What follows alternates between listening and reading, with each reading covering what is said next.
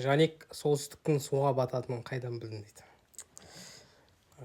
Осыны әңгімені білесіздер ғой, суға бату басталып жатты ғой, ақырын қар еріп деген сияқты дайындалып. Айттым, Көкшетау дедім. Көкшетаудан кейін солтүстік Қазақстанда дамба шыдамаса жарылса катастрофа болады дедім. Ол дамба ең үлкен дамба тұрса жарайды, бәрі дұрыс болады дедім.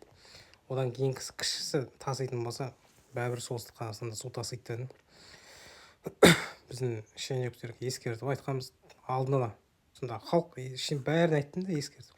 Алдын ала биыл осы солтүстік батады ау деп. Әдетте солтүстік суға бата қоймайтын. Бірақ биыл батты. Қызылжардан Арман қарай көп аудандар суға кетіп отыр. Жаңағыдай жас балалар, әскери жас балалар, солдаттар сол жерде қапты тасып әлек болып жүр. Мінекей. Күні-түні жұмыс істеп отыр олар қазіргі уақытта. Бүгін кеше ғана кішкене басылған шығар, бірақ аумақтар әлі судың астында жатыр. Сонда бұл нәрсені білу үшін технология ешнәрсе керек емес. Ауа райына қарайсың, қардың қалай қалың жапқанына қарайсың. Су ағарлары барлығы бекітіліп жатыр. Ойпатты маңға су жиналатын түсінікті нәрсе ғой. Тек алдын ала қимылдап осы мәселені ойластырғанда дұрыс болар еді.